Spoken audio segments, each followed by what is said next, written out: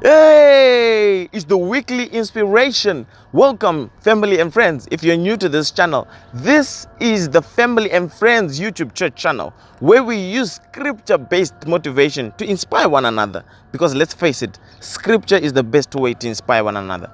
Let me prove it to you.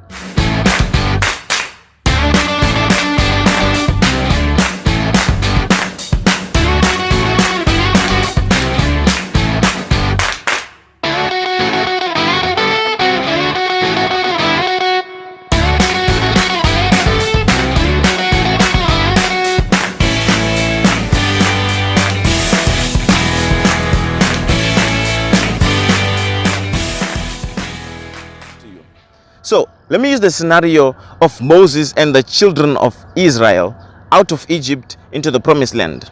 God spoke to Moses. Remember, Moses was not Egyptian, but he grew up in Pharaoh's house. Now, in this day and age, Pharaoh was the most powerful man in the world because the Egyptian empire was the largest empire in the world at that point in time. And now Moses was brought up by the Pharaoh. And then at about 40 years of age, he ran away because he killed an Egyptian, and the word got out and pretty much everybody knew about it, so he ran, right? So he ran into the wilderness, and 40 years later, so this is maybe like he's around 80 at this point in time, when he sees a burning bush and God talks to him. Through that burning bush, a voice of God comes out and talks to him, and he tells him to go to Pharaoh and tell Pharaoh to release Israelites from Egypt. Now, remember, Pharaoh is the most powerful man in the world. And this Pharaoh does not believe in Moses' God. In Egypt, at that point in time, there's so many gods. Okay, the God of sun, the God of water, the God of beauty, the God of just about anything, right? And so, Moses, knowing this, asks God, God, whom should I say sent me? And God said, tell them, I am has sent you. I am. And he said, God, they don't even know you. They don't even know who you are. But still, after the whole conversation and him trying to resist God and all, he ends up going. The most remarkable thing is that God tells him that, I know he will not let you go. I know he will harden his heart, but still God sends him to go. See, some situations in our lives, they are hard-headed. And it is always nice for you to know that some situations are hard-headed. They are meant to be that way. Don't think that you're sinful or you're doing something wrong. That's why some situations in your life are hard-headed. But that's just part of life, you know. And I'll give you another scenario of David. David faced Goliath. But for him to face Goliath, he had to go through Saul first, King Saul. And so when he went to the army base, he went with food for his brothers. That his father had sent him to go with some food for his brothers, right? And then when he got there, he heard at this point in time, Goliath would go into his camp and come out, go into his camp and come out. And whenever he came out, he would speak against the God of Israel, right? And then he would speak against the God of Israel, speak against Israelites, this kind of thing. And so for the first time when David heard it, he was shocked because he was there to deliver some food for his brothers, right? And he was shocked. And he said, who is this man? And so when he went into the camp, no one was fighting this man. And it shocked him.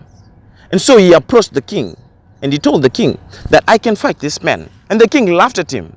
But he realized how serious David was. David said, a bear came and it wanted to take the sheep. And I killed it.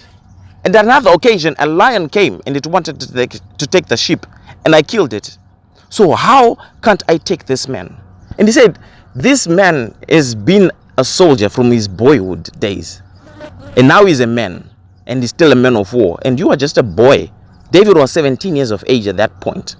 But what David knew was that the God of Israel, the God of the armies of Israel, had said, I am with you and I will never leave you. He said that to Israel. And David knew that, and he never forgot it, and he kept it in his heart.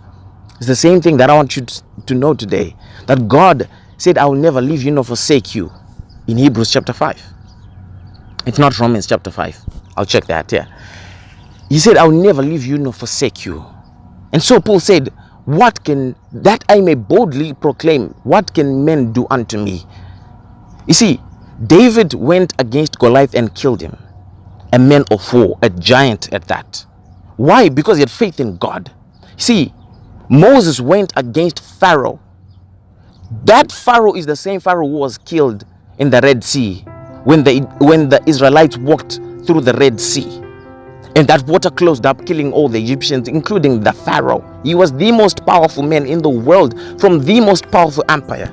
Imagine you going up against Donald Trump today, telling him what God has told you. Can you face him in the face and tell him what God is telling you? Can you even tell your friends what God is telling you? Here's what I want to tell you, brother, sister, family, and friend. When God said, I will never leave you nor forsake you, it does not matter what people say. It does not matter how things may seem. He will never leave you nor forsake you. See, when the Israelites were being tormented by Goliath, God was with them, because he said to them, I will never leave you nor forsake you. He was there with them. But the only thing that God needed was someone who would dare the power of God, was someone who would be proud of God, who will not be afraid, who will not be shy with God. Are you that person today?